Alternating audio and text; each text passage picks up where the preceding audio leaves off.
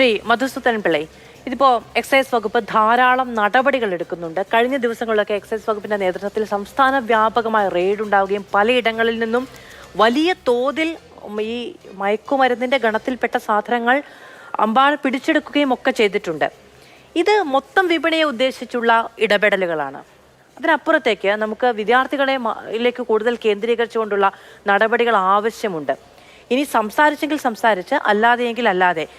വിദ്യാർത്ഥികൾക്ക് ഇത്തരത്തിൽ സംസാരിക്കാൻ ഉള്ള സാഹചര്യം, ആളുകളോട് സംസാരിക്കാൻ, അവരുടെ പ്രശ്നങ്ങൾ പറയാൻ, ഇനി ഏതെങ്കിലും തരത്തിലുള്ള പ്രലോഭനങ്ങൾ ഉണ്ടായാൽ, കൂട്ടുകാർക്കിടയിൽ ഇത് വ്യാപിക്കുന്നുണ്ടെങ്കിൽ, അതിലേക്ക് ചെല്ലാത്തത് കൊണ്ട് മാത്രം ഒറ്റപ്പെട്ടു പോകുന്നുണ്ടെങ്കിൽ, ഇത് പുറത്തു പറഞ്ഞാൽ ഏതെങ്കിലും തരത്തിലുള്ള അക്രമം ഉണ്ടാകുമോ എന്ന് പേടിയുണ്ടാകുമെങ്കിൽ, ഇങ്ങനെ പലതരം സമ്മർദ്ദങ്ങളുണ്ട്. അത് കേൾക്കാനും അതിന് പരിഹാരം ഉണ്ടാക്കാനുമുള്ള ഇടപെടലുകൾ കൂടി വേണമെന്ന് തോന്നുന്നു. കേൾക്കാം. എക്സൈസ് വകുപ്പിൻ്റെ പ്രവർത്തനത്തെക്കുറിച്ച് ഞാൻ നേരത്തെ ചെറുതായി സൂചിപ്പിക്കുകയുണ്ടായി. അതിൻ്റെ ഇടയിൽ മാധു പറയുകയുണ്ടായി, ഇപ്പോൾ എവിടെ നിന്ന് വേണമെങ്കിലും മെറ്റീരിയൽസ് കിട്ടും എന്നൊരു കാരണം പറയുകയുണ്ടായി. അപ്പോൾ അതിൽ ഒരു സെക്കൻഡ് ഞാനൊന്ന് പറഞ്ഞോട്ടെ. അതായത് നമുക്ക് എല്ലാ കാര്യങ്ങൾക്കും ആധുനികീകരണം നമുക്ക് ആവശ്യമാണ്.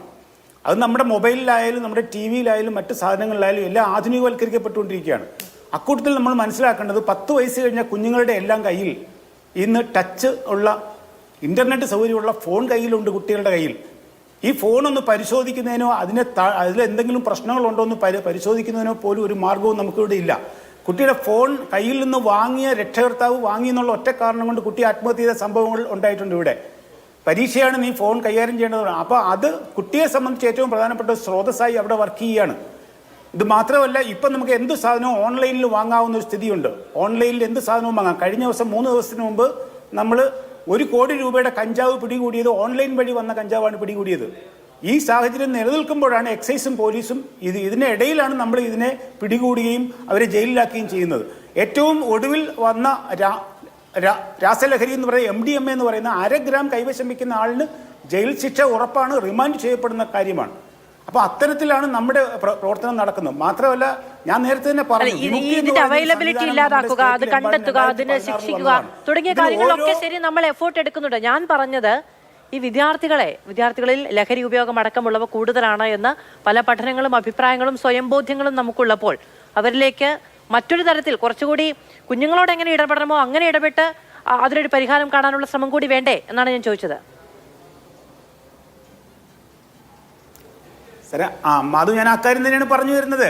അതായത് നമ്മുടെ ഓരോ സ്കൂളിലും ഓരോ കോളേജിലും ഓരോ മെഡിക്കൽ കോളേജിലും ഉൾപ്പെടെ ഒരു എക്സൈസ് ഉദ്യോഗസ്ഥന് ചുമതല കൊടുത്തിട്ടുണ്ട്. ഈ എക്സൈസ് ഉദ്യോഗസ്ഥൻ എല്ലാ ആഴ്ചയിലും ആ സ്ഥാപനത്തിൽ ചെല്ലുകയും കുട്ടികളുമായി ഇടപെടുകയും ചെയ്യുന്നുണ്ട്. അവർക്ക് അവരുടെ ഫോൺ നമ്പർ കൊടുത്തിട്ടുണ്ട്, ടോൾ ഫ്രീ നമ്പർ കൊടുത്തിട്ടുണ്ട്, 14405 എന്നൊരു ടോൾ ഫ്രീ നമ്പർ ഉണ്ട്. ഈ ഉദ്യോഗസ്ഥൻ അവിടെ ചുമതലയാണ്. നമ്മുടെ സംസ്ഥാനത്തിലെ മൊത്തം വിദ്യാലയങ്ങളിലും മെഡിക്കൽ കോളേജ് ഉൾപ്പെടെ എക്സൈസിൻ്റെ ഒരു ഉദ്യോഗസ്ഥൻ ചാർജുണ്ട്. അത്തരത്തിലുള്ളൊരു നെറ്റ്വർക്ക് ഞങ്ങൾ ഉണ്ടാക്കി വെച്ചിട്ടുള്ളത് കൊണ്ടാണ് ഞാൻ നേരത്തെ പറഞ്ഞു 40-45 ലക്ഷം കുട്ടികൾ പഠിക്കുന്നുണ്ട്. ഈ കുട്ടികളെ എങ്ങനെ ഏത് വിധത്തിൽ നമുക്ക് രക്ഷിച്ചെടുക്കാൻ പറ്റും എന്നുള്ളത് ഞങ്ങളുടെ ഒരു ശൃംഖല കൂടി വർക്ക് ചെയ്യുന്നത് കൊണ്ടാണ് ഇത്രയും അപകടങ്ങൾ നമുക്ക് ഒഴിവാക്കി പോകാൻ പറ്റുന്നതെന്നാണ് എനിക്ക് പറയാനുള്ളത്.